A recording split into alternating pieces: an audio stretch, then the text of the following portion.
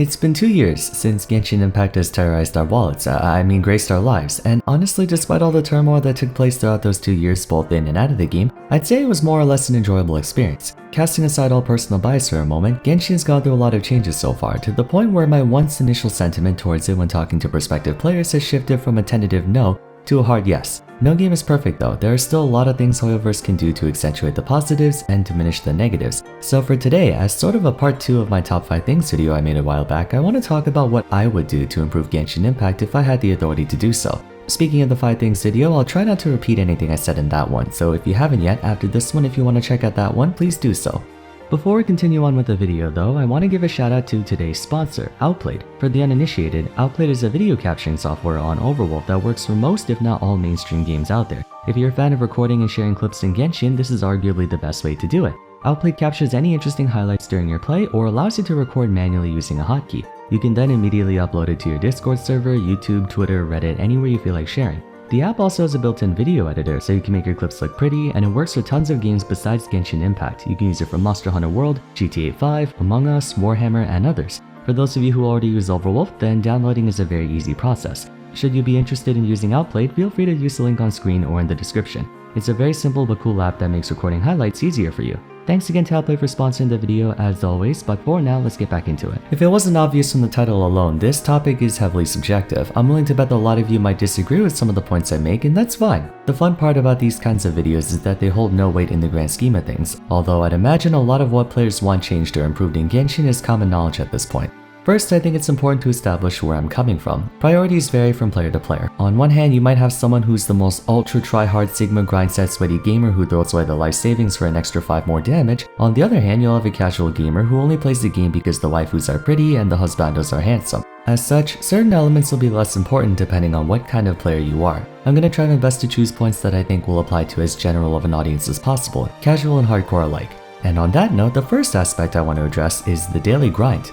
While dailies are ultimately meant to be repetitive, hence the word daily, the way Genshin's dailies are handled veers more on the side of being a cumbersome chore than a routine. Right now for most of us, dailies consist of doing the 4 commissions, refreshing your character's expeditions, using your supply of resin generated overnight, and that's really about it. On occasion, some of us might spend time on mob routes or item hunts, but it's really bare bones and quite repetitive. The only thing that adds nuance to your daily grind is how you spend your resin, but that virtually has no difference in totality. Artifacts, Ascension, and Talent domains are all the same, a giant room with an assortment of enemies to fight half a dozen times. Moreover, if you're working towards artifacts, there's not even a guarantee you'll experience any tangible improvement on that day, and that's inherently what dailies are meant to do. Players only put up with grinding for the sake of progression. Time gating is fine so it's to temper a player's rate of progression, but there still has to be some semblance of progression from day to day. Thing is, at a certain point, there's almost no incentive to log on and do your dailies. And I'm sure many of you have sometimes gone weeks without a good artifact, making me wonder why I was even doing all this to begin with. Improving the daily grind will honestly take an entire video to elaborate on, but in a TLDR sort of fashion, my suggestion is to add a system or item or quest that can only be accumulated through dailies. You do get 60 Primo Gems a day, which isn't even half a pull, but I was referring more to some long-term goal for players to work towards, something that motivates them to log on every day. In my video criticizing the weapon system, I talked about how there aren't really that many available sources of good free-to-play weapons, and the only way to get 5-star weapons to my knowledge is to buy them. Perhaps we can include some 5-star weapons in-game where by completing dailies for an arbitrary number of days, let's say 60, you can buy a 5-star weapon from the shop. That ensures even if you go days or weeks without a good artifact, you're still progressing in one way or another. I think that's one thing about Genshin's dailies that make it feel more annoying than something to work towards. There isn't a long-term goal, not unless you consider leveling up a character's talents and such. As an example, I used to play MapleStory a lot, and very often they would have a coin shop event just like how Genshin does with its flagship events. But you could also farm coins by killing mobs. Those coins can then be exchanged for items that upgrade your equips and whatnot. Some might say making Genshin a grind-heavy game will only damage the experience, but just to clarify, I'm not arguing that we have to make players grind hours and hours every day. The issue is that there's no grind. It takes 5 minutes to run through your commissions and maybe 10 to condense and burn through your resin at an artifact domain where 9 times out of 10 nothing comes out of it. Most people who farm mob routes or collect items are only doing so because they have nothing else to do. Every gacha game has dailies that guarantee progression in some way, shape, or form. Genshin is the only one that doesn't. Now the second improvement might be highly controversial on account of the lower quantity of total units in this game compared to others. In the past, I've often talked about how even though Genshin has such a well-constructed, comprehensive yet intuitive combat system, The game doesn't challenge the player enough to tap into that combat system beyond a surface level. That devolves most situations into DPS checks where it doesn't matter who you're up against or where you're fighting. If you just memorize your flowchart rotations, you auto-win everything. So that begs the question, why even go the distance to make characters with intricate designs and an elemental system with so much potential if we only ever tap into 20% of it? Once again, I'm not trying to espouse the idea that Genshin should become more hardcore. A large part of its charm and appeal stems from its simplicity and freedom of access. Many day one players, myself included, came in with the expectation that this would be Dark Souls or Nier Automata level combat with crazy boss fights and tons of hack and slashing, when in reality I would place it more along the lines of Minecraft and Breath of the Wild. The focus is on exploration and discovery. All the same, combat is still a huge part of Genshin. It's an action RPG. There should be more scenarios where you can utilize more of the roster besides the same 8 or 10 characters. We have a handful of enemies with a gimmick that discourages usage of a certain element like say the Abyss Herald and Lectors, but more often than not you can sort of brute force your way through their defenses.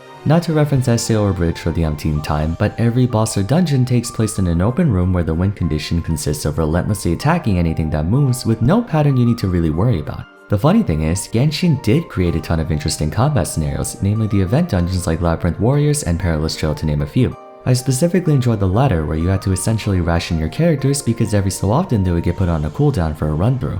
Those dungeons should really be included in the base game, and in all honesty, if we want to tie that with the aforementioned point on dailies, perhaps they can make these the grind spots where you get like, I don't know, 5 attempts per day. There are so many units with creative and interesting playstyles, but hardly anyone ever uses them because you have characters like Bennett and Xiangling rendering almost every other Pyro user who isn't Hu Tao unnecessary by comparison. Or no one uses Chongyun anymore because we have Ganyu and Ayaka. Once more, I'm not saying we should make the game harder. I'm saying we should introduce more variety in gameplay so there's an actual reason to level up a bunch of characters and theorize different parties. We already have the base material. Tons of different puzzles and mechanics have been shown to us over the past 2 years. We can incorporate those different puzzles into different combat scenarios. And I know what you're gonna say, that's gonna punish the players who don't have every character. Not true. Genshin frequently gives us trial characters for event dungeons, so they can just do the same thing here. If anything, that serves as a good way for players to playtest these characters even if they don't own them. Of course, they won't be as effectively geared as if we made them ourselves, but it's better than nothing.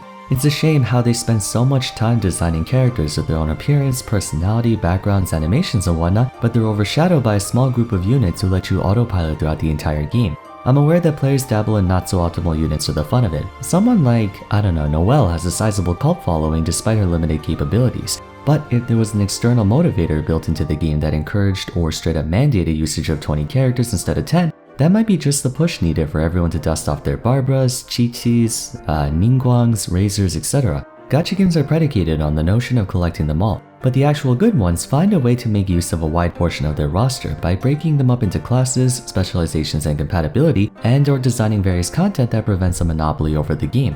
You don't have to introduce harder content, you just need to introduce varied content that will satisfy both the hardcore and casual player base.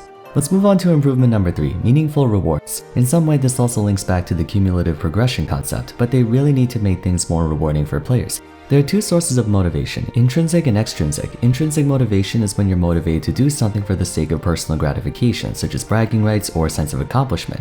Extrinsic motivation is when you're motivated to do something to earn a reward or avoid punishment. Motivation is a very interesting topic of discussion for video games and an essential part to understanding good game design, but just so that I don't go on a massive tangent on game psychology, the rule of thumb is for them to build off of one another, and that's something I believe Genshin lacks. Currently there's a huge disconnect between most of the existing content and the reasons for doing them, which is why the game feels well fleshed out in some areas and half-assed in others. A good example of this is the Serenity Pot, a pocket dimension in which you can place down structures, furniture, objects, what have you, and build your own personal space that others can visit, very reminiscent of Animal Crossing. Now, if it were just that, the only players who would be interested in this kind of activity are those with an intrinsic motivation for creativity. However, there is an extrinsic motivator, the Realm Depot or the Coin Shop. By collecting realm currency, you can exchange them for essential in-game items like artifact experience, character and weapon experience materials, mora, or transient resin, all things that can expedite your account development. The presence of the Realm Depot makes the Serenity Pot a very important piece of content for all players, regardless of if you're into building or not.